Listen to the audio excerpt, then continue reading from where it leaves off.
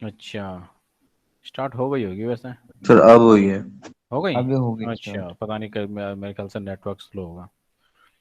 ठीक है, तो जो ये ईथर है हमारा, तो ईथर की हमें रिक्वायरमेंट क्यों पड़ी? क्योंकि 1900 सेंचुरी से पहले ये माना गया कि जो रेडिएशन है ये क्या है, एक मैकेनिकल वेव है। ठीक। और रेडिएशन अगर मैकेनिकल वेव है तो अर्थ तक वो पहुंच रहा है, कोई प्रॉब्लम नहीं थी, क्योंकि उस वक्त तक यूनिवर्स को एक्सप्लोर इतना ज़्यादा नहीं किया गया था। लेकिन जैसे जैसे रिसर्च हुई तो ये पता लगा कि अर्थ और सन के बीच में बहुत बड़ा पार्ट क्या है आपका, वैक्यूम है। अब प्रॉब्लम ये आ गई भैया, अगर ये वैक्यूम है और रेडिएशन मैकेनिकल वेव है तो ये हम तक पहुंच कैसे रही है? अब इसको डिफाइन करना बड़ा मुश्किल हो गया, क्योंकि रेडिएशन के बारे में ज़्यादा नॉलेज नहीं थी। रेडिएशन को ये माना गया कि ये भी एक टाइप की मैकेनिकल वेव ही है, कि जिसे अर्थ तक पहुंचने के लिए किसकी रिक्वायरमेंट होती है, किसी मीडियम की। और कुछ फिर उसके बाद रिसर्च में पता लगा कि अर्थ और सन के बीच तो कोई मीडियम है ही नहीं। There is lot of vacuum space in between earth and sun. So it was a dilemma for scientist community. तो उसके बाद क्या माना गया आपका, एक इमेजनरी आपका क्या मान लिया गया, मीडियम।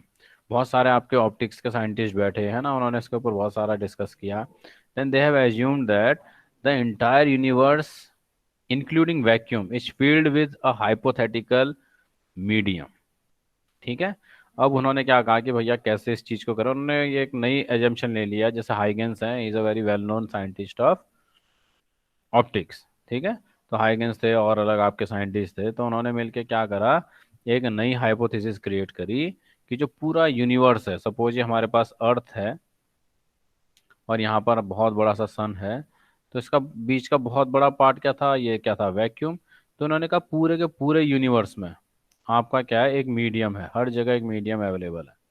और जो मीडियम है ये बड़ा ही परफेक्ट मीडियम है। ठीक है, ये ट्रांसमिटिंग है किसमें, नेचर में। ये ट्रांसमिटिंग मीडियम है। It is rigid, it is invisible, it is massless, it is perfectly transparent, high elasticity, negligible densities, and all bodies including earth move freely through the hypothetical medium without disturbing it। तो इसका मतलब ये जो medium इन्होंने माना, ये बहुत ही, इन्होंने कहा कि परफेक्ट प्रॉपर्टी इसमें है। ये बिल्कुल ट्रांसमिटिंग है, बिल्कुल रिजिड है, इनविजिबल है यानी ये दिखाई भी नहीं देता, मासलेस है तो हमें इसका मास फील कभी होगा ही नहीं, परफेक्टली ट्रांसपेरेंट है तो इसे कभी हम देख ही नहीं सकते, हाई इलास्टिसिटी है तो इसका मतलब नेचर में कोई भी डिस्टर्बेंसेस होंगे तो इस पर इसका कोई इफेक्ट नहीं पड़ने वाला, नेग्लिजिबल डेंसिटी, इसकी डेंसिटी भी नेग्लिजिबल है, तो ये जो हमारे अर्थ का एटमॉस्फेयर है इस पर भी कोई इफेक्ट नहीं डालने वाला। यानी कि एक ऐसा मीडियम माना गया जो बहुत ही परफेक्ट है। और सारा जो यूनिवर्स है, ये पूरा का पूरा मीडियम पूरे यूनिवर्स में आपका स्प्रेड आउट है। और जो हाइपोथेटिकल मीडियम है, जो भी बॉडी इसमें होके जा रही है वो इसे डिस्टर्ब भी नहीं करती, विदाउट डिस्टर्बिंग चले जाती है। क्योंकि उस वक्त जो ये जो कम्युनिटी थी, जो साइंटिस्ट कम्युनिटी इस हाइपोथेसिस को बनाया, बहुत स्ट्रांग थे, अपने टाइम के सबसे वेल नोन साइंटिस्ट हुआ करते थे। तो उनकी इस थ्योरी को सबने एक्सेप्ट किया। ठीक है भाई, कुछ लोगों ने क्वेश्चंस भी उठाए होंगे, लेकिन वो इतना उनके पास कोई इनको इसको डिनाई करने का कोई रीजन नहीं था। तो ये मान लिया गया कि जो अर्थ है और सन है इसके बीच में यानी यूनिवर्स में हर जगह क्या फैला हुआ है, ईथर। और उसके पास जो भी प्रॉपर्टीज हैं वो परफेक्ट है। और इतनी परफेक्ट प्रॉपर्टीज होने के बाद भी यानी वो रिजिड है, मासलेस है, परफेक्टली ट्रांसपेरेंट, लेकिन वो कभी हमें फील नहीं होता। ठीक है। और हम उस मीडियम से उसे बिना डिस्टर्ब किए हुए उसके बीच से हम निकल जाते हैं। और ये मीडियम हर बॉडी को पेनिट्रेट करता है यूनिवर्स में। ठीक है। सर कुछ डार्क मैटर भी तो होता है शायद। डार्क मैटर अलग चीज़ है। ठीक है। डार्क मैटर के ऊपर आज की जनरेशन में बहुत काम चल रहा है। तो इट इज़ देयर है ना, यूनिवर्स एक्सपेंड कर रहा है, रेड शिफ्ट की तरफ बढ़ रहा है। तो even the universe after big bang अभी भी वो आपका क्या कर रहा है, एक्सपेंड कर रहा है। तो डार्क एनर्जी क्या है, डार्क मास क्या है ना। अब यूनिवर्स में अगर हम देखें बहुत बड़े बड़े ऑब्जेक्ट्स हैं, गैलेक्सीज हैं, है ना, स्टार्स हैं, एंड्रोमेडाज हैं। तो there are billions of galaxies and even one galaxy there are billions of stars and our sun is a very small star. तो हमारा एग्जिस्टेंस किसकी तरह, एक धूल के पार्टिकल है ना, it's like a dust particle with respect to yes earth. Sir. तो हम लोग बहुत ये मान के चलो, बैलेंस कंडीशन में अगर 0.00, अगर 1000 पार्ट में भी अगर यूनिवर्स में हमारे एग्जिस्टेंस में चेंज आता है तो फिर सब गड़बड़ होगा। Then there will be no life on earth. ठीक है, तो बहुत बैलेंस कंडीशन में हर तरीके से तभी अर्थ में आपका लाइफ है। चलो that is a different thing. वो क्योंकि जब हम इस तरीके के टॉपिक्स में बात करते हैं तो कहीं ना कहीं ये चीज़ें आएंगी, dark matters, black holes, time, है ना, टाइम मशीन्स, बहुत सारी चीज़ें अभी जैसे जब आगे बढ़ेंगी चीज़ें हमें दिखाई देगी। तो ये देखो अभी हाइपोथेटिकल मीडियम मान लिया, लेकिन इसकी प्रॉपर्टी जितनी परफेक्ट है, इतना बढ़िया मीडियम है, लेकिन फिर भी हमें फील नहीं होता। तो कई साइंटिस्ट इसके ऊपर उन्होंने वर्क करा, उन्होंने देखना चाहा कि क्या वाकई ईथर है ना।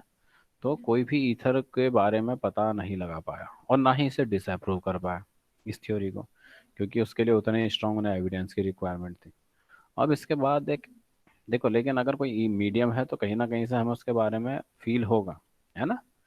अब जैसे एयर है, बिल्कुल एकदम मौसम बंद है, कोई हवा नहीं चल रही, तब हमें बिल्कुल पता नहीं लगता ना कि एयर है करके। तो हम कहते हैं नहीं, अभी तो हवा बह नहीं रही, बिल्कुल बंद है, कुछ एयर है ही नहीं। अब क्या करा हमने, कहा ठीक है, बाइक में बैठाया, है ना। जिसने कहा कि नहीं कोई मीडियम तो है ही नहीं क्योंकि फील ही नहीं हो रहा, उसे उसी मीडियम में पहले क्या करा, 30 किलोमीटर की स्पीड से घुमाया। अब उसे हल्की हल्की हवा फील होने लगी। वो क्यों हुई? क्योंकि हमारे चारों तरफ एयर है, क्योंकि वो बिल्कुल रुकी हुई थी, कोई फ्लो नहीं था, तो हमें लगा कि मीडियम नहीं है। अब जब 30 हुई तो भैया स्टूडेंट ने बोला ठीक है सर, मुझे मीडियम का पता लग गया। और जब जैसी स्पीड हुई 100, तो उसके बाद बहुत स्ट्रांगली मीडियम का पता लग गया। लेकिन यहाँ पर ये मीडियम ऐसा था बिल्कुल आइडेंटिकल, जिसमें कोई भी चेंजेस हो, कुछ भी हो, हमें कभी पता नहीं लगेगा। और सारी की सारी जो मैकेनिकल वेव्स हैं, जो भी बॉडीज़ हैं, सब इसी मीडियम के थ्रू होके चलती हैं। और इसी मीडियम के थ्रू होके रेडिएशन भी अर्थ तक पहुंचता है। तो एक्चुअल में रेडिएशन क्यों पहुंचता है अर्थ तक, तो इसे एक्सप्लेन करने के लिए ईथर हाइपोथेसिस दी गई थी। आया समझ में आया था? जी तो सर। इसके बारे में पढ़ना, ईथर क्या चीज़ है, ठीक है। और एक्चुअल में क्योंकि बहुत सारे कॉन्सेप्ट ऐसे थे जो ईथर के ना होने से क्या हो रहा था, प्रॉब्लम क्रिएट कर रहे थे। अब इसके बाद आता है one of the most famous experiment of modern physics, that is Michelson Morley experiment. ठीक है, बहुत फेमस एक्सपेरिमेंट है माइकलसन मोरले का। माइकलसन मोरले का मेन ऑब्जेक्टिव क्या था, ये याद रखना है भाई, ये बहुत बार क्वेश्चन में पूछा जाता है, ये इंपॉर्टेंट है यहाँ पर। उसका ऑब्जेक्टिव ईथर को ढूंढना नहीं था, उसका ऑब्जेक्टिव था अर्थ के मोशन का पता करना। ठीक है, to detect the motion of earth with respect to ether. समझ में आया? अगर आपसे पूछा जाए what was the objective of Michelson Morley experiment, तो क्या बोलोगे? To detect the motion of earth with respect to with ether. Respect to ether. ठीक है, ये इस तरीके का अरेंजमेंट है इसका भी। ये जो डायग्राम है इसे थोड़ा ध्यान से देखना। यहाँ से एक लाइट बीम आ रही है इस सोर्स से, ये आके हिट कर रही है इस ग्लास प्लेट को जो सेमी ट्रांसपेरेंट है। ठीक है, इस semi transparent glass plate P पे जब ये लाइट बीम इंसिडेंट होती है, टेलीस्कोप से आ रही है, तो ये दो पार्ट में डिवाइड होती है। एक चले जाती है आपका किधर, रिफ्लेक्ट होके 90 डिग्री पे इस मिरर M1 की तरफ, और दूसरी चली जाती है इससे रिफ्लेक्ट होके मिरर M2 की तरफ। ये लाइट सोर्स ऐसा है आपका, ठीक है, not telescope, its light source ऐसा। अब इसके बाद ये दोनों बीम इससे इसकी तरफ गई, हिट करा। अरे दोनों मिरर्स हैं, तो मिरर्स की क्या प्रॉपर्टी होती है, ये लाइट बीम को वापस रिफ्लेक्ट कर देता है। इसने भी क्या करा, लाइट बीम को रिफ्लेक्ट कर दिया। अब ये दोनों लाइट बीम्स कहाँ मिली आपका, इस ग्लास प्लेट पी में वापस मिली। और दोनों ने क्या क्रिएट करा, एक इंटरफेरेंस पैटर्न क्रिएट करा। उस इंटरफेरेंस पैटर्न को हमने कहाँ देखा, इस टेलीस्कोप टी में। ये समझ में आया? जो डायग्राम इधर बन रहा है, पहले से बहुत ध्यान से देखो। अब देखना ध्यान से, जो येलो कलर से रेज निकली है, स्प्लिट पी पे हिट करा, दो पार्ट में डिवाइड हो गई। एक चले गई M2 की तरफ, एक चले गई M1 की तरफ। अब देखो दोनों से रिफ्लेक्ट बैक हुई रेज, रिफ्लेक्ट होके फिर से कहाँ मिली है, इस प्लेट पी पे। और जब दोनों वेव्स मिली तो इन्होंने क्या करा, आपस में इंटरफेरेंस किया। और ये इंटरफेरेंस पैटर्न हमने किससे देखा, इस टेलीस्कोप टी की हेल्प से। ये 3D डायग्राम तो मैं समझ में आ रहा ना, जो GIF चल रहा है यहाँ पर, एनिमेशन दिखाई सही दे रहा है बोल ना रहे हो, सबको? गणेश लिखा हो रहा यस। है। चलो पहले एनिमेशन देखो, यहाँ से एक लाइट बीम आ रही है। अब देखना, अब स्टार्ट होगा। इस लाइट सोर्स से एक लाइट बीम आई, किस पे हिट करा उसने? इस मिरर को, सेमी ट्रांसपेरेंट प्लेट को, ये पी है। फिर ये किसकी तरफ गई दोनों वेव्स?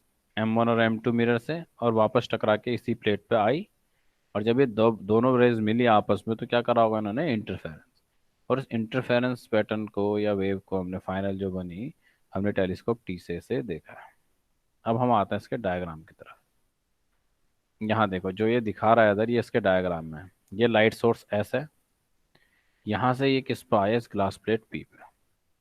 ठीक है।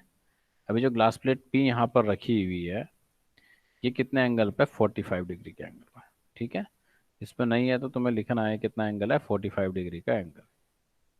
अब जब ये 45 डिग्री के एंगल पे इंसिडेंट हुई, इसलिए 45 में रखा हुआ था, क्योंकि इससे एक बीम जो हिट करेगी वो कहाँ जाती है? परपेंडिकुलर होके मिरर M1 की तरफ, दूसरी ट्रांसमिट होके मिरर M2 की तरफ। समझ में आया? यहाँ पर प्लेट पी में लाइट बीम जो आई वो दो पार्ट में डिवाइड हो जाती है। कुछ पार्ट उसका रिफ्लेक्ट हो जाता है M1 की तरफ, जो परपेंडिकुलरली इस पे हिट करता है। दूसरा पार्ट क्या हो जाता है? वो ट्रांसमिट होके कहाँ पहुंच जाता है? M2 की तरफ, और मिरर M2 को हिट करता है। फिर दोनों ही पार्ट का आ जाता है वापस। दोनों ही पार्ट क्या आते हैं? वापस। अब जब ये दोनों पार्ट वापस आए तो कहाँ मिले? इस प्लेट पी पे। पहले तो सिंगल रे थी ना, जब प्लेट पी पे टकराई थी ये बीम, तो क्या थी? सिंगल रे थी। और फिर क्या हुआ था? ये प्लेट पी से दो पार्ट में डिवाइड होके किसकी तरफ गई? मिरर M1 और M2 की तरफ। और जब मिरर M1 और M2 की तरफ गई, तो वहां से रिफ्लेक्ट हुई बैक। रिफ्लेक्ट बैक होने के बाद इसने इसे किसे हिट करा? आपका इस प्लेट पी को। और दोनों ने, दोनों बीम्स ने आपस में क्या करा? इंटरफेयर। आ रही है ना, दोनों बीम्स आ गई। तो ये जो इंटरफेरेंस पैटर्न है, ये टी से हम इसे देखते हैं। ये हमें यहाँ एनिमेशन में भी दिखाई दे रहा है। समझ रहे हो बच्चों? पहले इस चीज को समझो, क्या चीज यहाँ पर हुई है। इस तरीके से मैं इस डायग्राम को जरा सिंपल करता हूँ। पहले हम स्टेशनरी कंडीशन की बात कर रहे हैं। यहाँ लाइट सोर्स एस था, इससे लाइट बीम गई। इस लाइट बीम ने हिट करा इस प्लेट पी को। इस प्लेट पी को हिट करने के बाद कुछ पार्ट इसका ट्रांसमिट हो गया, कुछ पार्ट क्या हुआ? Reflect back. समझ में आ रहा है जो मैं बना रहा हूँ? इसने हिट करा। आवाज आ रही है मेरी? Yes sir. और ध्यान से देखना बेटे से। इसने हिट करा किसे? प्लेट M2 को, एक पार्ट ने। दूसरे पार्ट ने किसे हिट करा? प्लेट M1 को। अब जब इन्होंने, ये मिरर से, मिरर्स की क्या प्रॉपर्टी होती है? ये लाइट को रिफ्लेक्ट कर देंगे ना वापस। इन्होंने क्या करा? इस बीम को वापस भेज दिया। ठीक है। इसने भी क्या करा? इस बीम को, देखो ये डबल एरो से दिखा रहा हूँ, इसे भी इसने क्या करा? वापस भेज दिया। अभी दोनों बीम आके कहाँ मिली? इस प्लेट पी पे दोबारा मिल गई ना। लेकिन अब की बार ये क्या करती है? दोनों बीम इंटरफेरेंस करती हैं। और जो ये बीम इंटरफेयर करती हैं, आपकी दोनों जो रे 1 और रे 2 थी, ये 1 थी और ये 2 थी, ये दोनों आपस में इंटरफेयर करके क्या बनाते हैं? एक इंटरफेरेंस पैटर्न। ये कंडीशन समझ में आई तुम्हें? पहले बताओ, किसी यस को कोई सर, डाउट आप। है तो मेरे से पूछो इसमें। No sir. ठीक है। अब हमने क्या करा? पहले इस एपरेटस को देखा, हम भी अर्थ में हैं और ये एपरेटस भी रखा हुआ है। हमारे रिस्पेक्ट में ये एपरेटस क्या होगा? स्टेशनरी होगा, मूविंग होगा? स्टेशनरी। स्टेशनरी। ठीक है, ये स्टेशनरी की कंडीशन थी जो हमने देखी। अब हमने ये बोला कि इसे कोई बाहर का ऑब्जर्वर देख रहा। ठीक है, ईथर फ्रेम से वो क्या कर रहा है? अर्थ को देख रहा है। अब ईथर फ्रेम के रिस्पेक्ट में अर्थ मूविंग कंडीशन में है। सर। मूविंग कंडीशन में है ना। तो क्या उसे फ्रेम स्टेशनरी दिखाई देगा, मूविंग दिखाई देगा? मूविंग दिखाई दे। मूविंग दिखाई देगा। अब हमने बात करी मूविंग कंडीशन की। अब किस चीज की बात हुई? मूविंग कंडीशन की। अब मूविंग कंडीशन का केस क्या रहा? आपकी जो लाइट बीम है, जैसे ही ये मूविंग कंडीशन में था, अब देखो लाइट बीम इस तरीके से चल रही थी। अब ये लाइट बीम इस तरीके से। अब लाइट बीम ने जैसे ही इसको हिट करा, देखना मिरर को, दोबारा से बना रहा हूँ। यहाँ से लाइट बीम गई, उसने इस प्लेट को हिट करा। अब देख बताओ, मैंने ये बोला कि ये पूरा एपरेटस किस में रखा हुआ है, अर्थ पे रखा हुआ है, और अर्थ वी वेलोसिटी से मूव कर रही है, तो ये एपरेटस बीम हमने कह दिया कि कितनी वेलोसिटी से मूव कर रहा है अभी। अभी वी वेलोसिटी से मूव कर रहा है तो इसका हर पार्ट भी वी वेलोसिटी से ही तो मूव कर रहा होगा ना। भले वो मिरर M2 हो, M1 हो, सोर्स हो या प्लेट पी हो, हर पार्ट यानी पूरा होल एपरेटस वी वेलोसिटी से मूव कर रहा है। अब जैसे ही इस रे ने इसे हिट करा, इसके बाद ये रे आगे चलनी स्टार्ट हुई। अब ये रे जैसे जैसे आगे बढ़ी, ये भी आगे बढ़ना शुरू हुआ होगा। पहले मिरर इस पोजीशन में था, M1। अब वी वेलोसिटी से पूरा एपरेटस आगे बढ़ रहा था, तो धीरे धीरे धीरे करके ये पहुंचा टी टाइम के बाद इस M1 डैश पोजीशन में। ठीक है, M1 डैश पोजीशन में ये पहुंच गया, तो लाइट बीम ने इसे हिट करा। तो बताओ इतनी देर में इसने कितनी डिस्टेंस ट्रेवल कर ली होगी। हाँ बच्चों, वी वेलोसिटी से जा रहा था और टी टाइम में ये मिरर M1 डैश पोजीशन में पहुंच गया, तो डिस्टेंस वीटी। कितनी होगी। वीटी। ये डिस्टेंस कितनी होगी, VT। अब इसके बाद क्या करा इसने, क्या करा, इसे रिफ्लेक्ट बैक करा, तो लाइट बीम कहाँ आई, वापस नीचे। तब भी यही कंडीशन रही होगी, क्योंकि आपकी फिर कहाँ, यहाँ तब तक ये ग्लास प्लेट कहाँ पहुंच चुका होगा, इधर P डैश पोजीशन में। अरे मिरर M1 कहाँ होगा, ये यहाँ पहुंच चुका होगा कहीं इस पोजीशन में। अब ये तो हमने बात करी जो वर्टिकल डायरेक्शन में रह गई थी, ठीक है। और जो रे सीधे ट्रांसमिट होके आगे निकली, उस केस में भी यही रहा होगा। यहाँ पर जब ये मिरर था कि पहले क्या था, M1 M2 था। जब रे जब स्टेशनरी था तो M2 की पोजीशन ये थी। अब मूविंग कंडीशन में M2 कहाँ तक पहुंच गया, आपका M2 डैश पोजीशन। यानी कुछ डिस्प्लेसमेंट इसका हुआ, कुछ डिस्प्लेसमेंट इसका हुआ। अब पहले के केस में देखो, एक चीज और ध्यान देना, जो मिरर की डिस्टेंस है दोनों से, कितनी है, L। दोनों ही मिरर की डिस्टेंस L है, कहाँ से, प्लेट पी से। यानी इक्वल डिस्टेंस पर रखा है प्लेट पी से। ठीक हो गया। अब पहले केस में जो लाइट बीम, जब ये स्टेशनरी था, इसने L डिस्टेंस इसने ट्रेवल करी थी P तक वापस आने में। ऐसी 12 डिस्टेंस M2 डैश वाली रे ने भी करी थी। जब ये दोनों वापस आएंगे तो ये एक ही टाइम पे मिले होंगे ना दोनों, इनके बीच में कोई पार्ट डिफरेंस होगा। Path no difference sir. नहीं था जब स्टेशनरी था। अब जब ये मूविंग कंडीशन में आया जो रे, अब जो हमें कंडीशन दिखाई दे रही है दूसरी वाली, जब ये मूविंग में है, तो अब जो ये दो रे हैं, दैट इज रे 1 और ये जो रे 2 है, अब इनके बीच में क्या आ जाएगा, एक पाथ डिफरेंस। क्योंकि अभी हम इसे कैलकुलेट करेंगे, अगर इनके बीच का टाइम डिफरेंस 0 आ जाएगा, ये सेम टाइम पे पहुंचे, फिर तो कोई बात ही नहीं है, यानी दोनों ने इक्वल डिस्टेंस ट्रेवल करी है।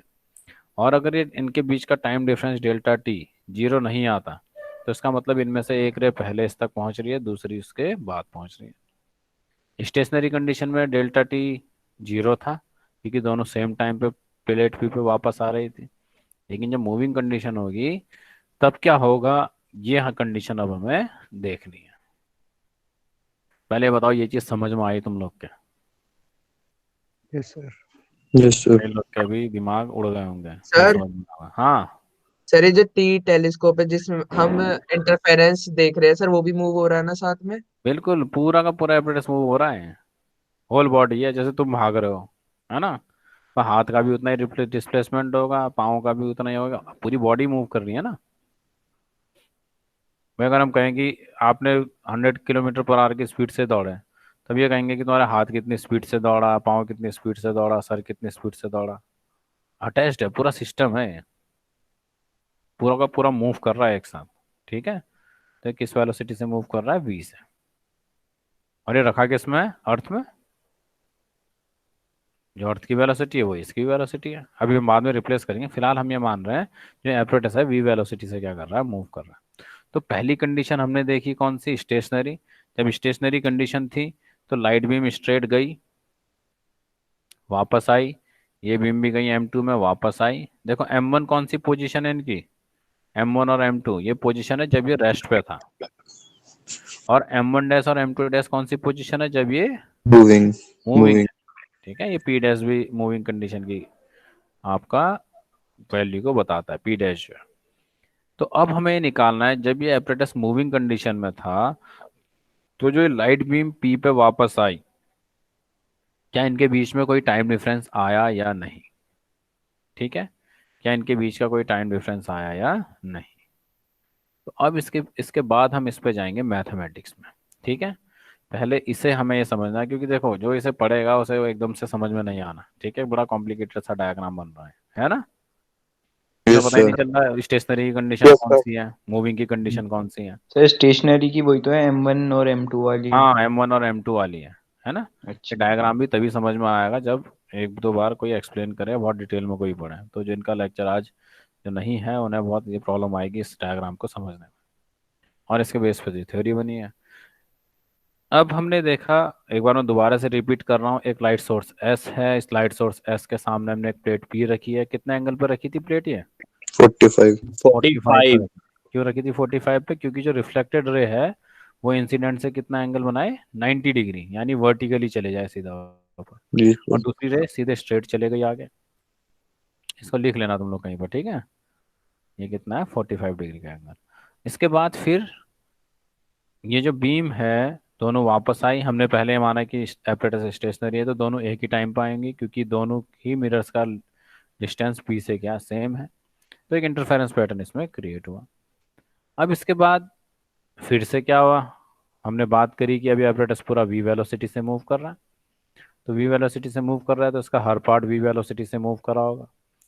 तो यानी जो M2 की पोजीशन थी वो M2 डैश हो जाएगी आफ्टर टी टाइम, और M1 की क्या हो जाएगी, M1 डैश। और दोनों ही बीम अब फिर से पी पे रिफ्लेक्ट बैक होंगी। अब पी एक्चुअल में पी डैश हो चुका है। जब भी स्पीड डैश पे मिलती है तो अब हमें देखना है क्या अभी भी टाइम डिफरेंस जीरो है। अगर टाइम डिफरेंस जीरो है फिर तो कोई प्रॉब्लम ही नहीं। अगर टाइम डिफरेंस जीरो नहीं है फिर आगे देखते हैं उससे क्या कंक्लूजन हमारा निकलेगा। ओके, अब हम जा रहे हैं नेक्स्ट आगे। Excuse me sir. हाँ बेटे। सर ये आप बता रहे 45 पर रखा है और वो मतलब परपेंडिकुलर ले जाने के लिए हमने 45 पर रखा है, लेकिन इसमें तो बीम ऐसे जा रही है ना, कौन जिस सी, एंगल पे हमने रखा है मिरर को। ये टी स्टेशनरी की टी कंडीशन है, ये वो मूविंग वाली स्टेशनरी है। कंडीशन ये है, ओके। ठीक है। ठीक है सर। और तुमने वो देखा है, एग्जाम्पल समझना, उससे तुम्हें बहुत समझ में आएगा। जब हम किसी बॉल को, हम इस बस में चल रही है ना, किसी बॉल को मैं उछालता हूँ तो कैसी होती है, रात में आती है. हाथ में ही आती है ना। तो Yes, जी sir. हमारे सर। रिस्पेक्ट में क्या, कैसा मोशन है, बॉल और Station. हमारा लीनियर है स्टेशनरी ना, स्ट्रेट गई। है। यस लेकिन सर। अगर ये बाहर का ऑब्जर्वर देख रहा है तो इसके अकॉर्डिंग क्या होगा ये, Moving. इसके अकॉर्डिंग तो तेरे बॉल इस तरीके से गई होगी, इस तरीके से आई होगी ना। जी सर. जी सर। अब आया समझ में। आ हम गया जब इस सर। रे को देख रहे थे हमें ये सीधी दिख रही थी कि ऐसे निकल रही है सीधे स्ट्रेट। जब बाहर का ऑब्जर्वर देख रहा है उसे हर चीज एक पर्टिकुलर टाइम के साथ चेंज होती हुई दिखाई दे रही है। तो बाहर वाला ऑब्जर्वर इस रे को इस तरीके से देखेगा। आया समझ में। Yes, sir. हमने देखा है इसे इस तरीके से, बाहर वाले ऑब्जर्वर ने इसे दूसरे तरीके से देखा है। इसलिए पहले हमने किसकी कंडीशन दी, स्टेशनरी, यानी जब हम देख रहे हैं उसी फ्रेम में होके। और फिर दूसरी कंडीशन है जब बाहर से कोई देख रहा है, ठीक है। सारा खेल ही ऑब्जर्वेशन का, ऑब्जर्वर का खेल है सारा का सारा रिलेटिविटी में। चलो अब आगे बढ़ते हैं। अब इसमें देखो थ्योरी लिखी हुई है, इसमें थ्योरी में बहुत ज़्यादा नहीं जा रहा क्योंकि मैं तुम्हें ऑलरेडी समझा चुका हूँ, है ना, कि क्या आपकी बीम है ना, यानी एवरेट पूरा इसके बारे में लिखा हुआ है क्या ये चीज़ है। अब इसमें जो की पॉइंट है वो याद रखना है क्या है। अब स्पीड, अब यहाँ पर जो लाइट सोर्स, जो वेव है वो कौन सी है, लाइट है। और लाइट की वेलोसिटी कितनी होती है, 3 into 10 to the power 8 into meters. 10⁸ हाँ। मीटर। अभी हम सी, फिलहाल सी मान रहे हैं कि लाइट की वेलोसिटी कितनी है, सी है। अब मुझे एक बात बताना, ये एपरेटस वी वेलोसिटी से मूव कर रहा था, ठीक है, फॉरवर्ड डायरेक्शन में। अब इस लाइट की वेलोसिटी क्या होगी जब एपरेटस लाइट बीम सी वेलोसिटी से आगे जा रही थी, हिट कर, जब इसने से हिट करा तो उससे पहले सी वेलोसिटी से इधर गई, और एपरेटस भी इधर ही को जा रहा था। तो रिलेटिव वेलोसिटी क्या थी लाइट की with respect to apparatus, same सी होगी। सी नहीं, अभी हम भी क्लासिकल मतलब फिजिक्स यूज कर रहे हैं। सब सी ऐसे उसमें माइनस वी। थोड़ी कम अभी हम हो जाएगी, गैलीलियन ट्रांसफॉर्मेशन यूज कर रहे हैं। C minus V. C minus V. चलो अभी देखते हैं। तो पहली क्या होगी, सी माइनस वी, जब सेम डायरेक्शन में जा रहे होंगे। अभी हम प्योरली क्लासिकल फिजिक्स की बात कर रहे हैं, हम गैलीलियन ट्रांसफॉर्मेशन यूज करने वाले हैं। तो अकॉर्डिंग टू गैलीलियन ट्रांसफॉर्मेशन अगर सेम डायरेक्शन में है सी और वी, तो रिलेटिव वेलोसिटी क्या होगी, सी माइनस वी, लाइट की रिलेटिव वेलोसिटी। और जब भी अपोजिट डायरेक्शन में आ रहा है, जब भी अपोजिट डायरेक्शन में आ रहा है तो रिलेटिव वेलोसिटी क्या होगी, सी प्लस वी। एक मिनट बच्चा।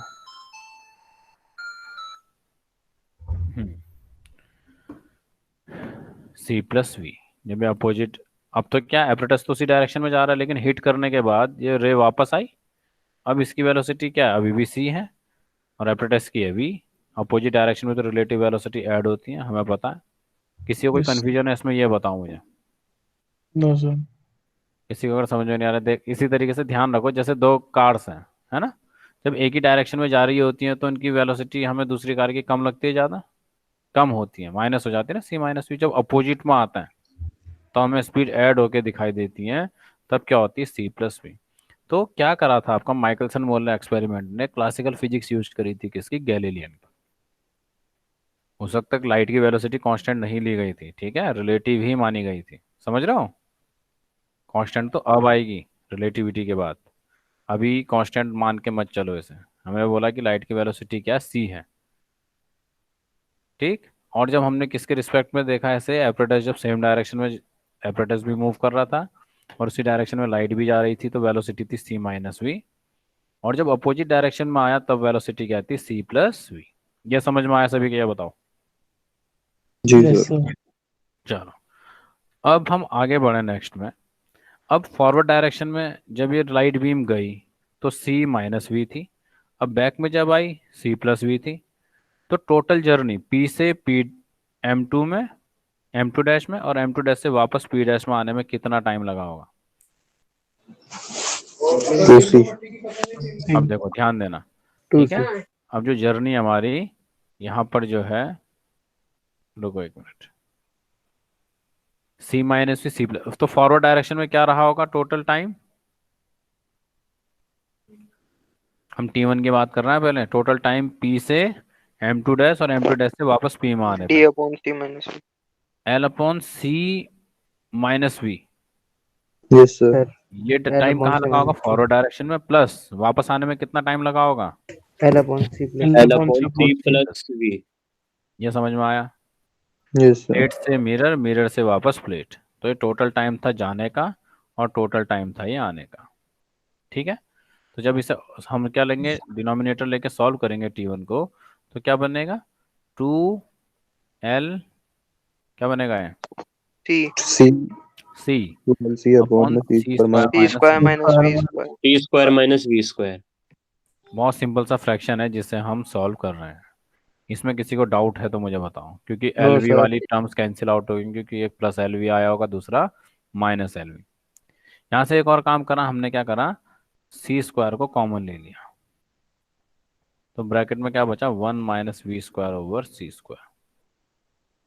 तो फाइनली ये टर्म हमारी क्या बनी, two L upon C, C one upon one one minus. Minus V square by C square. Good. ये तुम लोग के समझ में आया, पहले ये बताओ मुझे। नो जी सर। ये किसी को कोई भी अच्छा। डाउट हो तो मेरे से पूछो, ठीक है। ऐसे जब कुछ का समझ में आया होगा, कुछ को कुछ डाउट हो तो मेरे से पूछ लो।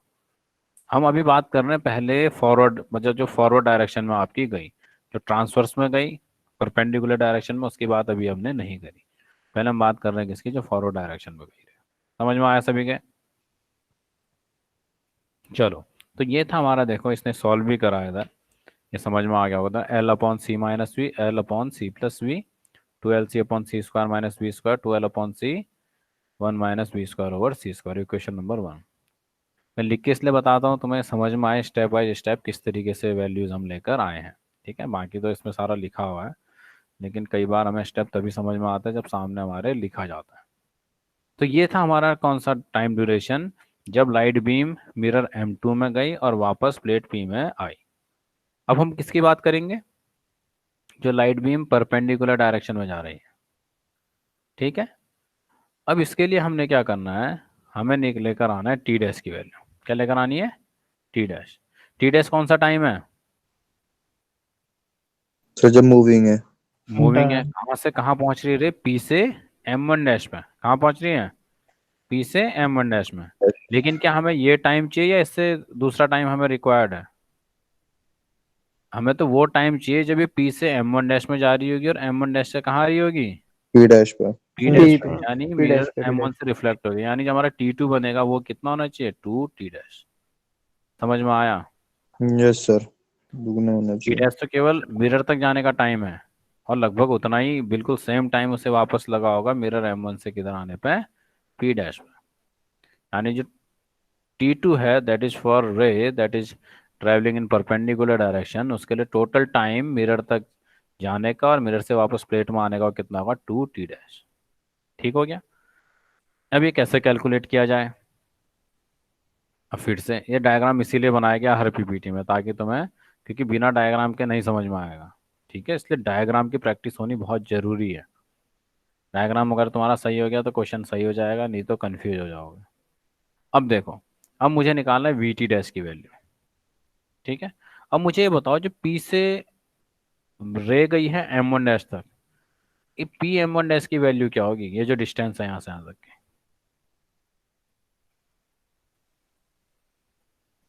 इसकी वैल्यू क्या होगी? कोई बता पाएगा? सर ये कैलकुलेट करिए उससे sir C C L into एक लोगे T L dash. Y T होगी। हाँ, एक ने बोला C इंटू टी डैश, क्योंकि यस देखो जितनी देर में मिरर M1 से M1 डैश में पहुंचा उतनी देर में तो P से रे कहाँ पहुंच गई? M1 डैश में पहुंची ना। तो रे को कितना टाइम लगा? इसका मतलब टी डैश ही टाइम लगा। और लाइट, इसकी वेलोसिटी क्या थी रे की? लाइट है, इसकी वेलोसिटी कितनी थी? C। तो डिस्टेंस P M1 डैश कितनी होगी? सी ये इंटू होगी T C dash. T dash. M M1 M1 dash कितना है? वी टी डैश, यही है ना? Yes sir. M1 M1 dash. और तीसरी डिस्टेंस कौन सी थी? P M1 M1 P। M1 P है, इसकी वैल्यू कितनी है? L। यही एल। था ना? अब ये ट्राइंगल अगर हम ध्यान से देखें, जो ट्राइंगल हमारा P M1 M1 डैश बना है, कैसा ट्राइंगल है ये? Right angle. Right angle triangle है ना ये? भाई P M1 M1 dash right angle triangle हमारा बना है इस यस तरीके सर। से। ये वैल्यू है तुम्हारी वी टी डैश, ये है तुम्हारा L, और ये क्या है? C T dash. अब मुझे टी डैश निकालना है, तो मैं सर क्या कर सकता हूँ यहाँ पर? सर हाँ बताओ। सर हमने इसमें दो अलग अलग क्यों लिए, बी और सी? हम एक ही तो ले सकते थे सर, एक ही तो क्यों? रे वी है। तो वी तो एपेटस की वेलोसिटी है ना, अच्छा सी सर। लाइट की वेलोसिटी है। Okay sir, okay. ठीक है। हाँ, चलो भाई, अब मुझे बताओ यहाँ से इस राइट एंगल ट्राइंगल के हमें तीनों आर्म्स पता लग गई। टी डैश कैसे निकलेगा अब? सर पहले से L पाइथागोरस square थ्योरम बता दो। Pythagoras my सीधे L Pythagoras square plus theorem use L करनी है। भाई right angle L triangle square by बोलते ही 2. हिंट मिल गया तुम लोग को, हम किसकी बात कर रहे हैं? पाइथागोरस थ्योरम की। ये पाइथागोरस। देखो, ये तीनों वैल्यूज इसने लिखी इधर। देखो P M one dash square that is hypotenuse equals to P M one square that is perpendicular, M one dash that is base. तो सी टी डैश का whole square L square plus V T dash square. तो यहाँ से C square T dash square ये बना equals to L square plus V square T dash square. T dash square. बस हमने T dash निकालना था तो टी डैश वाली टर्म्स को एक तरफ लेके गए। तो ये क्या बना? क्या बनेगा ये? सर सी ये स्क्वायर बना। माइनस वी स्क्वायर, ये तो बनेगा ना?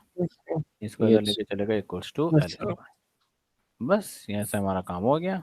T dash square equals to क्या मिल गया? L L square square upon over C C square square minus. Minus V square. ठीक है, ये समझ में आया? Yes sir. बस यही काम यहाँ पर हमने करा है मैथमेटिकली। अगर हम देखें यहाँ से हमें टी डैश की वैल्यू कितनी मिली, L upon C square minus B square over C square minus B square.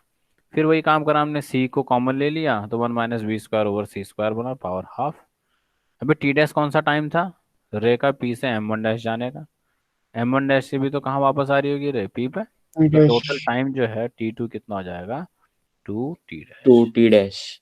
तो यहाँ पर वो हमें दिखाई दे रहा है। तो हमारे पास जो टी टू की वैल्यू आई, two T dash twelve upon C one minus B square over C square. और टी वन की वैल्यू याद है तुम्हें कितनी थी, 12 upon C। 12 upon 12 C, upon v, 1 1 अपॉन upon v square 1 upon c minus square। V square by C square. One minus B square by C square. क्या ये दोनों इक्वल है, टी वन और टी टू? सर इक्वल तो नहीं है। Equal नहीं है, क्यों? अंडर क्योंकि रूट जब अंडर इसमें जो रूट है स्क्वायर ना। रूट के अंदर है one minus B square over C root का स्क्वायर, और यहाँ पर one minus B square over C square है। इसका मतलब इस बार T one is not equal to T two. इसका मतलब एक लाइट रे पहले आ रही है, दूसरी लाइट रे उसके बाद पहुंच रही है। ठीक है, एक लाइट रे पहले पार्ट पहुंचेगी, डिफरेंस हो जाएगा। ठीक है। तो यहाँ पर आएगा हमारा time difference. If delta t is the time difference between the two beams, then delta t equals to t1 minus t2. Delta t equals to t1 minus t2. So equals to कितना हो गया, 12 over c 1 minus v square over c square। और यहाँ पर minus 12 नीचे आया, c 1 minus v square और c square के पावर हाफ। अब कैसे सॉल्व कर सकते हैं भाई इस इक्वेशन को, 12 बाय c कॉमन लेंगे। 12 बाई कॉमन ले लेंगे बोलो से और इन्हें कहाँ लेके चले जाएंगे, न्यूमरेटर में माइनस पावर में रख देंगे। ठीक है, बाइनोमियल इसी तरीके से तो हम सॉल्व करते थे। ये देखो 12 upon C one minus V square over C square की power minus half minus one, और दूसरी टर्म में कितना आया, one minus V square over C square की power minus one by two. Yes sir. हाँ बच्चों, एक मिनट होल्ड करना।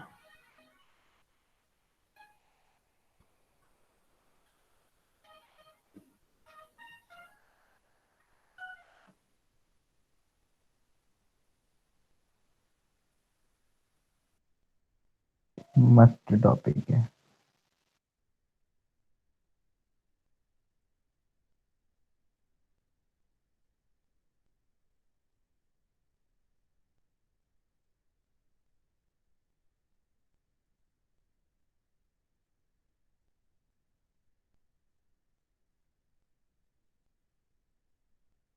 कब तक है क्लास?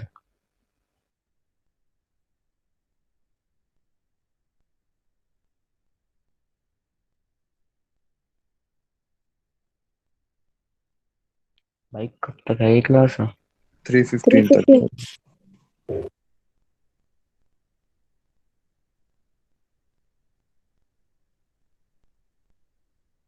आशीष बोल गया बेचारा।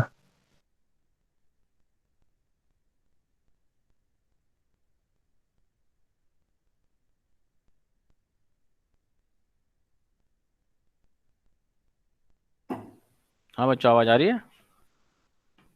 Yes yes sir. सर। चलो दोबारा से ऑन करो स्क्रीन।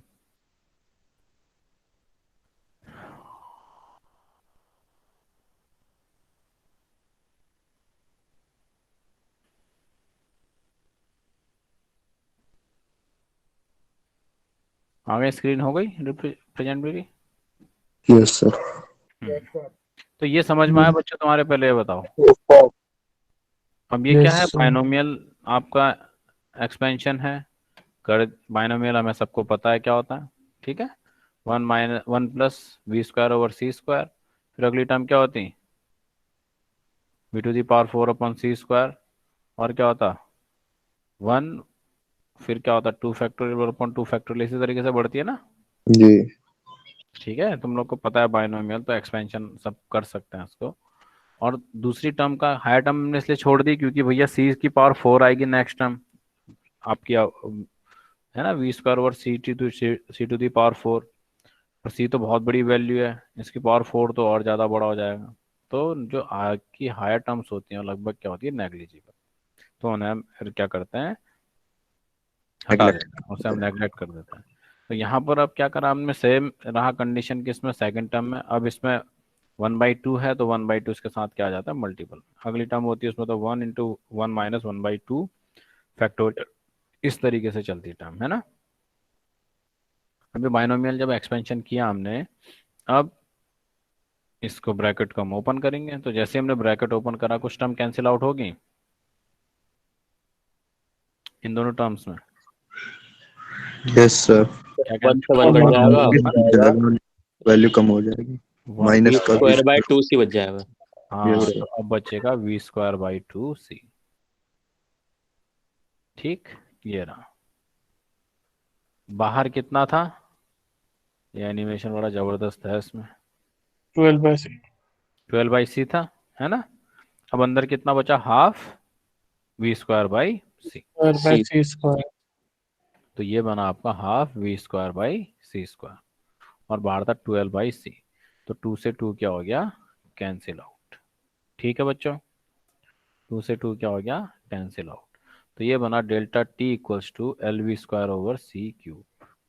ठीक है, ये था तुम्हारा टाइम डिफरेंस इनके बीच का, ये जो दो रेज इस पी पे आके इन्होंने हिट किया है। ठीक है, तो the corresponding path difference equals to क्या होगा, टाइम डिफरेंस इनटू वेलोसिटी, यही तो होगा ना। जी। भाई पाथ इक्वल्स टू क्या होता है, वेलोसिटी इनटू टाइम। तो पाथ डिफरेंस इक्वल्स टू क्या होगा, वेलोसिटी इनटू टाइम डिफरेंस।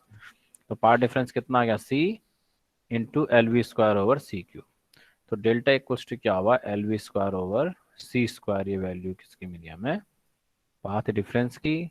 कौन कौन सी रेस की, जो m1 से रिफ्लेक्ट हो रही थी और जो m2 से रिफ्लेक्ट हो रही थी, किस कंडीशन में, जब एपरेटस मूविंग है। ठीक है, अगर एपरेटस स्टेशनरी होता तो डेल्टा टी 0 आता, फिर कोई पाथ डिफरेंस नहीं होता रेस के बीच में। मूविंग कंडीशन में जो पाथ डिफरेंस है कितना है, LV²/c²। अब पाथ डिफरेंस हमें मिल गया। अब हमने कहा कि ये दो लाइट बीम्स हैं, जब इसमें मिल रही हैं, सेम फेज की हैं, सेम वेलोसिटी है, हर तरीके से सेम है, तो ये आपस में क्या करेंगे, इंटरफेरेंस करेंगे, है ना। अब इंटरफेरेंस कंस्ट्रक्टिव भी हो सकता है और डिस्ट्रक्टिव भी। हम ज़्यादा आसान रखते हैं कि हमने क्या ले लिया, कि जो लाइट बीम्स हैं क्या कर रही हैं, ये कंस्ट्रक्टिव इंटरफेरेंस, क्या कर रही हैं, कंस्ट्रक्टिव इंटरफेरेंस। तो जो कंस्ट्रक्टिव इंटरफेरेंस करा, तो हमें पता है जो कंडीशन होती है यहाँ पर, इसने पार्ट फॉर कंस्ट्रक्टिव इंटरफेरेंस के लिए क्या होता है, path difference path equals to क्या होता है, lambda. N delta lambda. Equals to N lambda. यही होता है ना। अब पार्ट डिफरेंस है कितना, यस सर। LV²/c² c²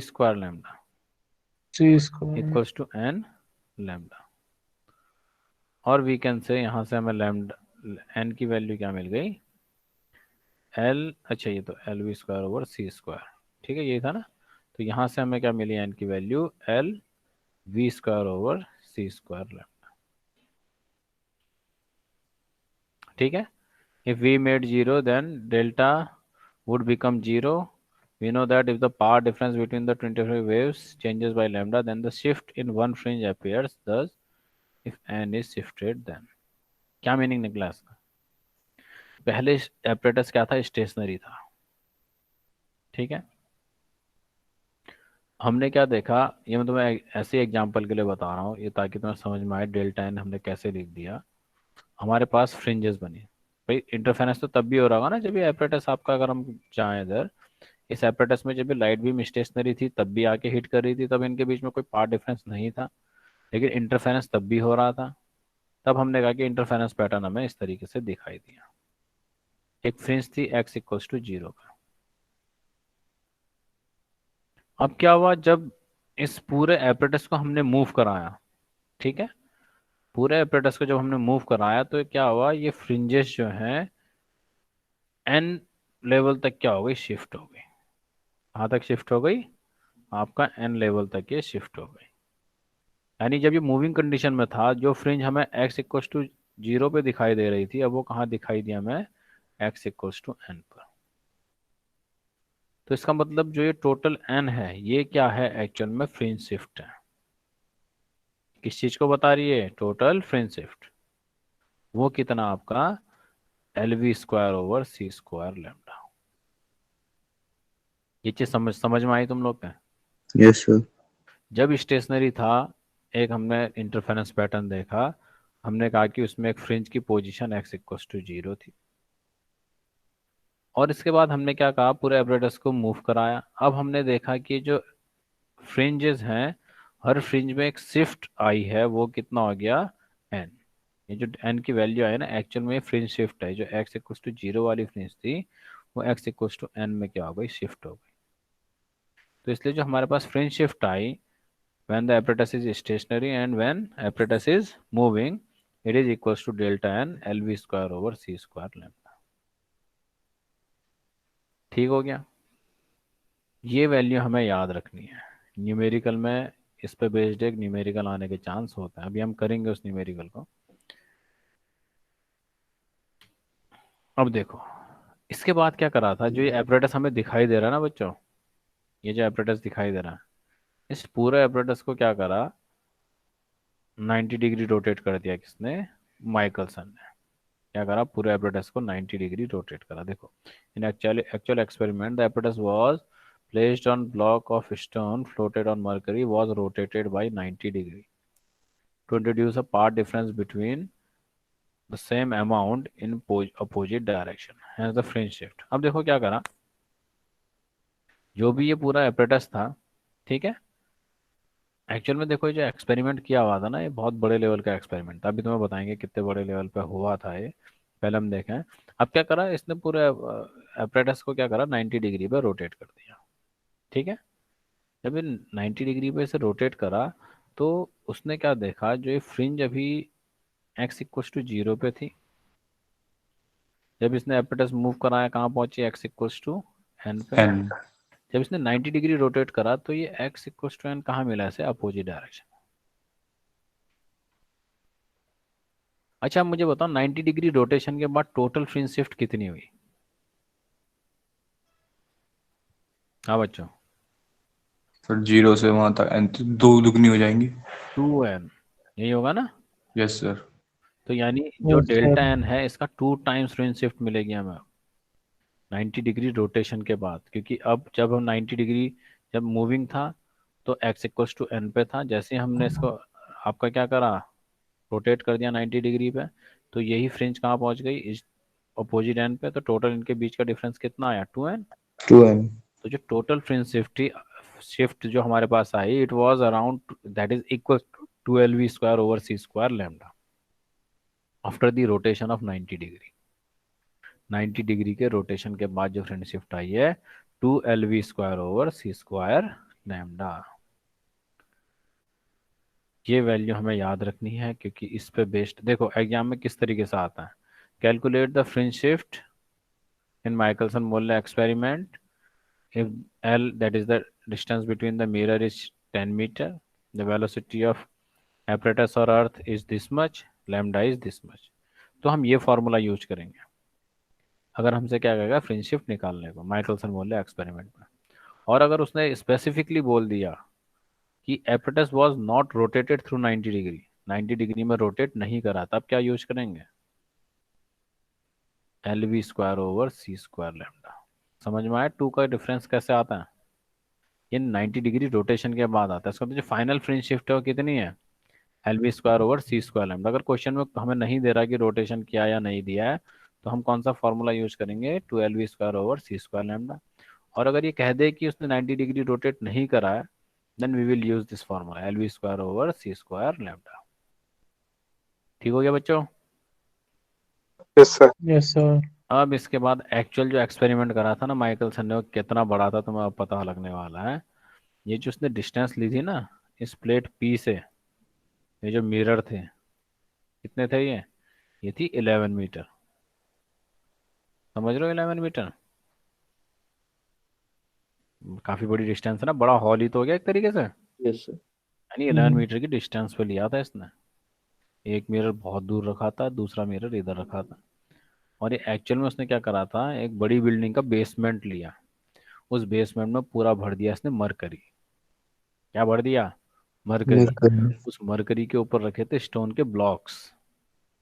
ठीक है, उन स्टोन के ब्लॉक्स के ऊपर ये apparatus रखा हुआ था। यानी स्टोन का ब्लॉक रखा इसके ऊपर, मिरर रख दिया, फिर स्टोन का ब्लॉक रखा इसके ऊपर, मिरर M2, सारा एपरेटस किस पर रखा हुआ था? स्टोन ब्लॉक्स के ऊपर। यहाँ तो लिखा सर भी हुआ रोटेशन उसकी वजह से हो रही थी। नहीं, हाँ रोटेशन तो कर ही ली। आखिर ये मरकरी यूज करने का रीजन क्या था? क्योंकि उसे कोई भी एटमॉस्फेरिक डिस्टरबेंस नहीं चाहिए था, क्योंकि ये इतना सेंसिटिव जो इसने बनाया था एपरेटस था, ये बहुत सेंसिटिव एपरेटस था भाई।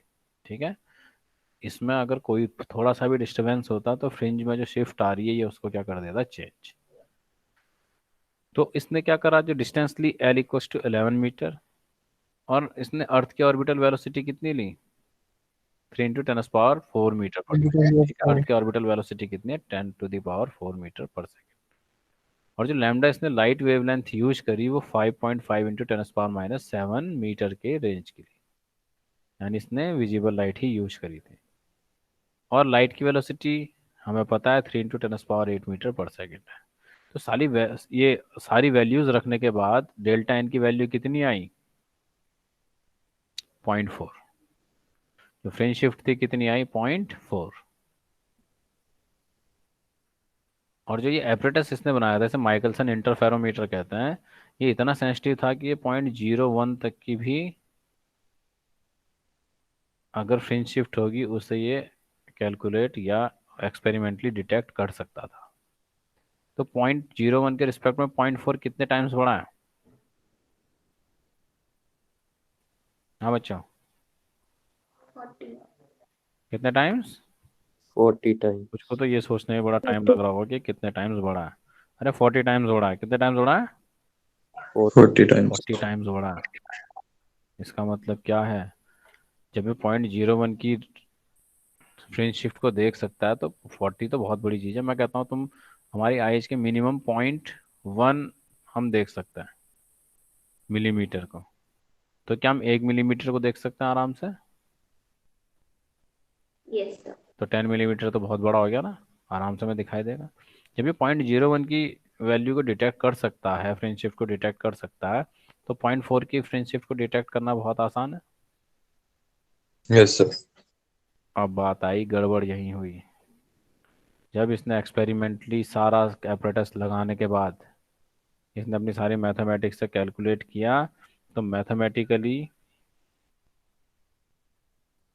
जो फ्रिंज शिफ्ट आनी थी वो थी 0.4 की। लेकिन जब इसने पूरा एपरेटस लगाया, इसने एक्सपेरिमेंटली ऑब्जर्व किया, तो इसे कोई भी फ्रिंज शिफ्ट नहीं दिखाई दी। No fringe shift was there. ठीक है, इतना बड़ा काम इसने किया लेकिन कोई भी फ्रिंज शिफ्ट इसे नहीं दिखाई दी। 0.4 माइकलसन ने पहले अकेले करा था एक्सपेरिमेंट। ठीक है, उसके बाद फिर मोरले साइंटिस्ट। अब क्या हुआ, माइकलसन को ये लगा कि भैया 0.4 की फ्रिंज शिफ्ट नहीं आई, इसका मतलब कुछ ना कुछ गड़बड़ हुई है इस एपरेटस में, है ना। इतने बड़े लेवल पे एक्सपेरिमेंट करा, इतना बेसमेंट में पूरा मरकरी भरा, है ना, और फ्रिंज शिफ्ट हमें नहीं मिली, जबकि इतना सेंसिटिव ये इंटरफेरोमीटर बनाया था कि इसमें 0.01 तक की भी फ्रिंज शिफ्ट दिखनी चाहिए थी। तो इसका मतलब कुछ ना कुछ गड़बड़ हुई। तो माइकलसन ने क्या करा, अलग अलग एल्टीट्यूड, अलग अलग हाइट, अलग अलग कंडीशंस, इसने लगभग सार के जो आपका एयर का हर वेदर होता है उसमें इसने एक्सपेरिमेंट करा। इसने हर एल्टीट्यूड में, यानी इसने हिल्स में भी कर लिया इस एक्सपेरिमेंट को, प्लेन्स में भी कर लिया। इसे कभी भी 0.4 की फ्रेंडशिप नहीं मिली। ठीक है, माइकलसन के साथ बाद में मोरले साइंटिस्ट भी आए थे। ठीक है, मोरले क्या था, he was a scientist in US Navy. ठीक है, यूएस नेवी में he was a scientist, he was related to chemistry. तो उन्होंने भी साथ में क्या करा, एक्सपेरिमेंट करा। तो उन्होंने फिर से सीरीज ऑफ एक्सपेरिमेंट को स्टार्ट किया, लेकिन कभी भी उन्हें 0.4 की फ्रेंडशिप नहीं मिली। तो क्या होगा बच्चों, अब बताओ मुझे। The physicist were surprised that there was no shift in the fringes. The experiment was repeated various times and various places, but no shift was observed. Thus, the motion of Earth through the ether could not be experimentally detected. अब क्या था, इतनी बार उन्होंने experiment कर लिया, क्योंकि अर्थ का motion नहीं मिला तो माइकलसन से कई लोगों ने बोला कि that you doing this experiment there are something that is missing, that's why you are not getting this desired phase shift. Ether is there, then you certainly have this phase shift that is 0.4. The even apparatus is very sensitive, so there is something missing. तो उसके बाद उन्होंने किसे अपने साथ include करा था, Morley को. And again they started the series of experiment to find out the fringe shift, but they were never able to get this fringe shift. तो यहाँ से एक चीज एक्सपेरिमेंटली निकली कि वो अर्थ का मोशन डिटेक्ट नहीं कर पाए, अर्थ के मोशन को डिटेक्ट नहीं कर पाए. तो उन्होंने क्या कंक्लूजन निकाला कि आपका जो ईथर है एक्चुअल में वो ईथर एग्जिस्ट ही नहीं करता. ठीक है, अभी हम आते हैं इस पे, जो लास्ट की स्लाइड्स हैं. उन्होंने क्या बोला, यहाँ से 3 चीज़ें कंक्लूड करी भाई. पहला, इन्हें तुम लोग लिख लेना कहीं पर, इसमें क्या पता नेक्स्ट स्लाइड में हो. पहला यहाँ से उन्होंने बोला कि अगर ये ईथर का अगर हमें फ्रेंडशिप नहीं मिल रही है तो उन्होंने बोला कि इसका नेगेटिव रिजल्ट क्या था कि ईथर एग्जिस्ट नहीं करता. अगर ईथर होता तो फ्रेंडशिप मिलनी चाहिए थी. इतने हर लेवल पे एक्सपेरिमेंट करने के बाद हमें नहीं मिल रहा, तो इसका मतलब है ether does not exist. Ether का एग्जिस्टेंस क्या हो गया, उन्होंने डिसअप्रूव कर दिया. दूसरी बात उन्होंने ये बोली कि जो हमने लाइट की वेलोसिटी c माइनस वी और क्या लिया c प्लस वी, ये लाइट की वेलोसिटी रिलेटिव नहीं हो सकती, ये हमेशा क्या होती है, कांस्टेंट. उन्होंने बोला लाइट की वेलोसिटी क्या होगी, कांस्टेंट होगी. यानी गैलीलियन ट्रांसफॉर्मेशन क्या हो गया, वेलोसिटी ऑफ लाइट पे फेल हो गया. तीसरी चीज़ उन्होंने बोली कि जो गैलीलियन ट्रांसफॉर, यहाँ से कंक्लूजन क्या निकला कि जो उन्होंने नहीं, मतलब कंक्लूजन क्या निकला उनके अकॉर्डिंग, तो क्या था, आपका ईथर एग्जिस्ट नहीं करता क्योंकि हमें कोई मोशन ऑफ अर्थ नहीं मिला. और दूसरा उन्होंने कॉन्सेप्ट यूज करा था गैलीलियन ट्रांसफॉर्मेशन का, जिसमें लाइट की स्पीड उन्होंने क्या ली थी, रिलेटिव. तो इसका मतलब लाइट की स्पीड भी रिलेटिव नहीं है. और तीसरा पॉइंट जो हमारे पास आया कि जो गैलीलियन ट्रांसफॉर्मेशन इक्वेशंस हैं हाई स्पीड पे हैं, यानी रिलेटिव वेलोसिटी अगर लाइट की स्पीड के कंपैरिजन में हो तो इन्हें हम यूज नहीं कर सकते हैं. तो हमें नई ट्रांसफॉर्मेशन इक्वेशंस की रिक्वायरमेंट पड़ेगी, जिसे बोलते हैं Lorentz transformation. Sir third point क्या बताया आपने? ये थर्ड पॉइंट ये है कि जो गैलीलियन ट्रांसफॉर्मेशन हमने यूज किया है यहाँ पर, एक्चुअल में गैलीलियन ट्रांसफॉर्मेशन यूज हुआ है स्टार्टिंग से, अगर हम देखें तो गैलीलियन ट्रांसफॉर्मेशन यूज नहीं हो सकता. इसका मतलब जो स्पीड बहुत हाई है, जब हम लाइट की स्पीड की बात करते हैं तब हमें नए ट्रांसफॉर्मेशन इक्वेशंस की ज़रूरत पड़ती है, उन्हें हम कहते हैं लॉरेंस ट्रांसफॉर्मेशन इक्वेशन. तो ये इक्वेशन अभी हम डराइव करके लाएंगे, सबसे इम्पोर्टेंट पार्ट है इस चैप्टर का, क्योंकि पूरी रिलेटिविटी इस लेंथ आपका लॉरेंस ट्रांसफॉर्मेशन इक्वेशन पे बेस्ड है. ठीक है बच्चों? यस सर इसका सर. सेकंड पॉइंट समझ नहीं आया एक बार. क्या चीज़? सेकंड पॉइंट आपने जो बताया ना, सी सेकंड माइनस. पॉइंट क्या है, सेकंड पॉइंट में उन्होंने लाइट की वेलोसिटी क्या ली थी, रिलेटिव ली थी ना. फॉरवर्ड डायरेक्शन में क्या ली थी, c माइनस वी, और यस बैकवर्ड में सर. क्या ली थी, c plus V. C plus V. लेकिन जो लाइट की वेलोसिटी है, इन्होंने जो अपना एक्सपेरिमेंट करा उसके अकॉर्डिंग जो लाइट, क्योंकि अगर हमें ये ट्रू होता, लाइट की वेलोसिटी अगर रिलेटिव होती, अगर ईथर होता, तो हमें 0.4 की फ्रिंज शिफ्ट मिलनी चाहिए, लेकिन वो तो मिली ही नहीं. तो यहाँ से कंक्लूजन क्या निकले कि जो ईथर है ये तो एग्जिस्ट नहीं करता, लाइट की वेलोसिटी भी कांस्टेंट है हर डायरेक्शन में, और जो गैलीलियन ट्रांसफॉर्मेशन हम यूज कर रहे हैं, ये गैलीलियन ट्रांसफॉर्मेशन यूज ना करके हमें कोई दूसरा ट्रांसफॉर्मेशन यूज करना है. जी. तो ट्रांसफॉर्मेशन कौन सा आएगा, लॉरेंस ट्रांसफॉर्मेशन इक्वेशन. यानी क्लासिकल फिजिक्स का जो बहुत पुराना मिथ था, इस एक्सपेरिमेंट के बाद वो ब्रेक हो गया. लेकिन सर इसके बाद भी कुछ लकीर के फकीर साइंटिस्ट थे जो ये मानने को तैयार नहीं थे कि ईथर नहीं है. उन्होंने कहा ईथर है, लेकिन तुमने कुछ गड़बड़ करी है. उन्होंने कुछ रीजन दिए उसके पीछे कि क्यों तुम्हें ईथर नहीं मिला. वो रीजन क्या थे, अब हम उसे नेक्स्ट लेक्चर में डिस्कस करेंगे, जो अभी हमारे पास यहाँ स्लाइड्स में. ठीक है बच्चों? जी. मैं बताऊंगा तुम्हें क्या चीज़ ये है. तो मैं एक बार अटेंडेंस बोलूँगा तुम लोग की. यहाँ तक एक बार अभी मैं दोबारा से एक बार इसे बहुत ब्रीफली हम डिस्कस करेंगे इसके रिजल्ट्स को. ठीक है, किसी का कोई डाउट हो तो मेरे से बताओ. कोई सर एक बार दोबारा भी करवा देना रिवीजन अगली क्लास में शुरुआत में। इसको हाँ सर, चलो मैं देखूंगा, अगर इसको एक मतलब बार ऊपर ऊपर से सर। ठीक है। हाँ जी। सर कॉलेज कब से खुलने हैं? कॉलेज यस अभी तो सर। पेपर दे ही रहे हो तुम लोग, है ना, कई लोगों ने तो पेपर पेपर नहीं, दिए वैसे नहीं कॉलेज जाके। क्लासेस। चलो जब तुम लोग नेक्स्ट टाइम आओगे तुमसे मैं एक बार फेस टू फेस इंटरेक्ट करूंगा, ठीक है बच्चों। Okay sir. Yes sir. हमारा जब ब्रेक होता है तब मैं एक बार P4 के स्टूडेंट से मिल लूंगा, ठीक। जी सर। जी सर। तो यस सर। हाँ, एक बार हम मिल लेंगे, कोई प्रॉब्लम नहीं है। बाकी जब भी क्लासेस होंगी होंगी, अभी फिलहाल जो पढ़ा रहा हूँ उसे समझो, नहीं आता ऑनलाइन तो समझ लो, मजे फिर नहीं आते सैटरडे को पढ़ने एक में। बार ऑडी सिक्स डाउट के पास सेशन। ही तो है शायद आपका रूम। क्या बेटे? ऑडी 6 के पास ही तो है शायद आपका रूम। नहीं नहीं नहीं, Audi 6 नहीं है बेटे, मेरा इधर पड़ता है, दूसरी बिल्डिंग B5। Okay sir. ठीक है। तो ठीक है बच्चों, अब मैं तुम्हारी अटेंडेंस लूंगा और क्विजेस दूंगा तुम्हें, ठीक है। इस क्योंकि जो ओके सर। इससे पहले दिए थे फर्स्ट लेक्चर का क्विज था, क्योंकि वहाँ पर मर्ज क्लास चली थी तो मैं इसलिए दे नहीं पाया था तुम लोग को, तो इसलिए मैंने स्टार्टिंग में दिए थे। तो इस लेक्चर का क्विज में भी दूंगा, उससे पहले एक बार अटेंडेंस में ले लो तुम लोग की, ठीक। यस।